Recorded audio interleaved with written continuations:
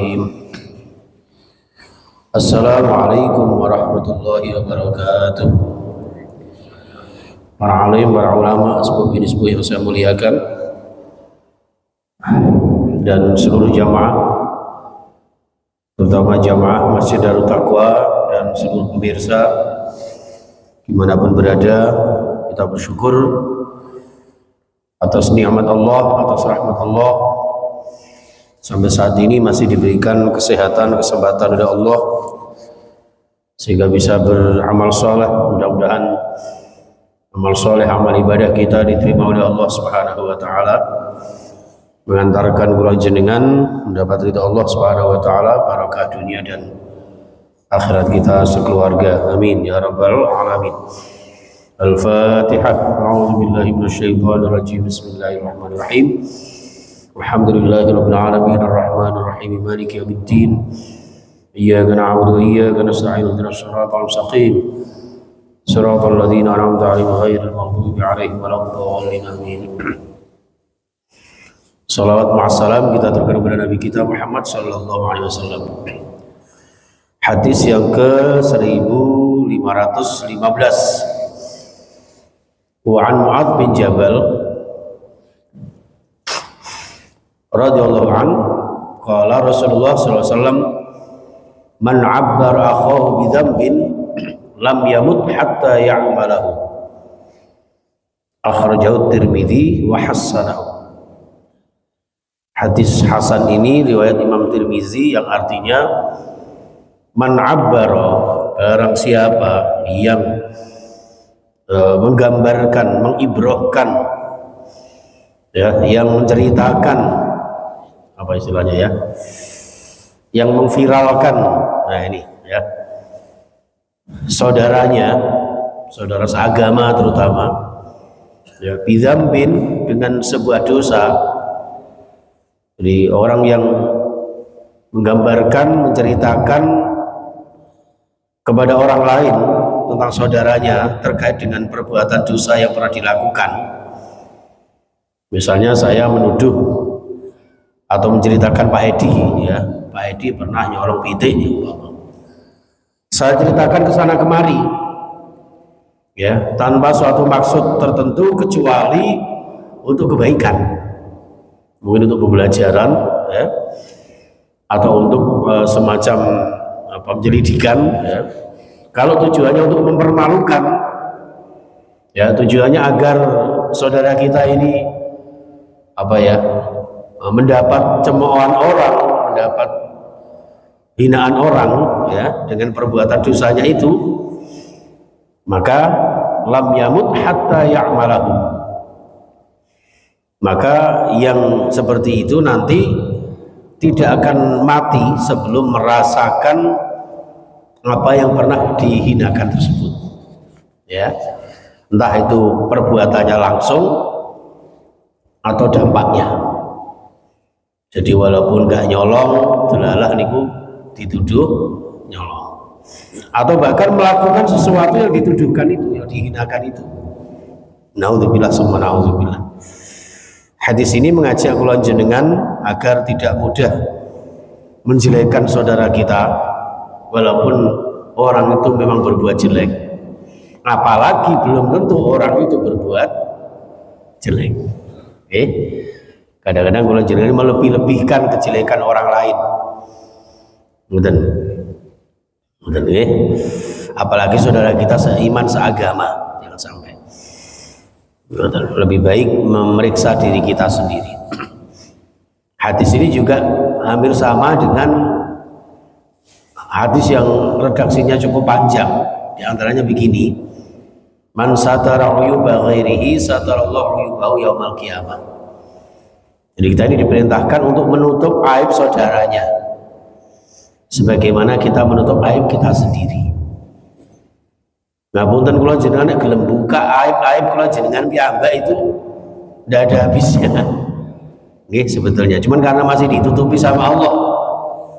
Dan kita juga kadang-kadang merahasiakannya. Salah-salah kula jenengan, dosa-dosa kula jenengan itu, masya Allah, ya, subhanallah. Untuk itu daripada membeber kesalahan orang lain kepada orang lain, lebih baik ya, kita diam memeriksa diri kita sendiri. Karena barang siapa yang menutup aib saudaranya, man satara uyuba ghairihi satarallahu uyubahu yaumil qiyamah, nanti akan ditutup aibnya, diampuni dosa-dosanya oleh Allah Subhanahu wa taala.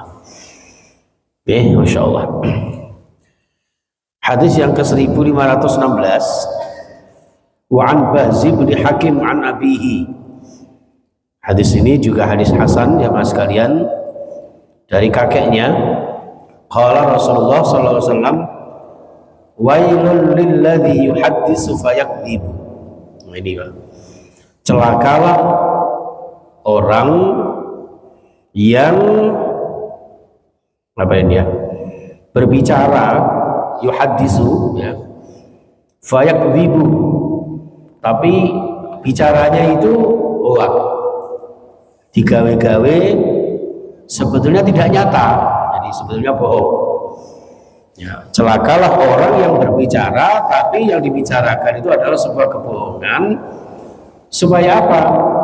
Lihat hakabil qaum, supaya ditertawakan oleh kaum, supaya ditertawakan oleh orang lain.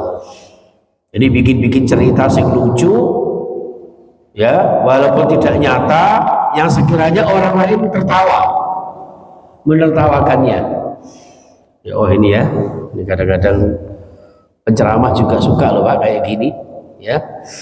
Suatu contoh misalnya apa ya, ada langgar cili, saya sering menggunakan itu ya, tapi sering saya buat analogi, bukan seakan-akan kisah nyata, enggak, sebuah analogi bahwa wis masjid elek sing ada tuwek untuk entek kecepet kelek umpama ya, sering kayak gitu. Masa orang kecepet kelek kan tidak mungkin toh, apalagi digondol ketek. Itu tujuannya untuk menyamakan aja, tapi itu sebuah analogi bahwa nek wis sing adzan gak semangat ya, maka ya sing jamaah ya itu aja. Itu contohnya seperti itu aja. Kalau kita sengaja bikin kebohongan dalam satu pembicaraan supaya ditertawakan, maka celakalah orang seperti itu. Wailul lahu summa wailul lahu, sampai diulang 3 kali sama Rasulullah.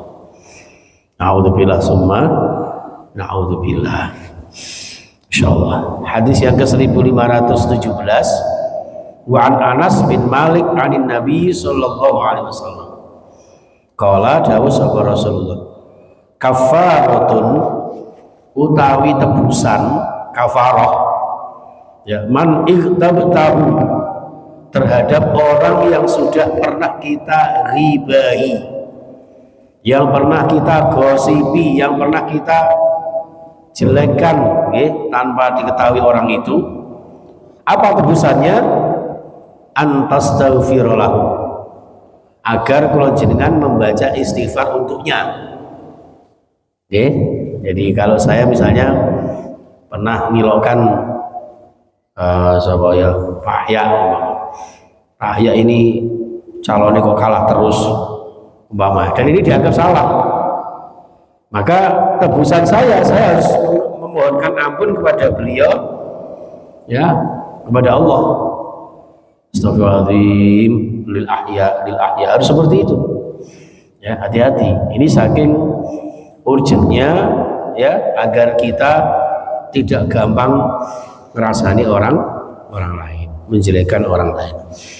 Yang terakhir 1518 di bab akhlak tercela ini, wa an Aisyah radhiyallahu anha qalat, dawuh sahabat Aisyah, qala Rasulullah sallallahu alaihi wasallam, abghadul rijali ila Allahi aladul khasim ya, seburuk-buruknya orang yang dimurkai Allah, orang yang paling dimurkai Allah, yang paling dibenci Allah adalah aladul khasmi ya, yang betul itu aladul khasmi, orang yang membesar-besarkan permusuhan. Coba ya, ini hadisnya sahih, rawi Muslim.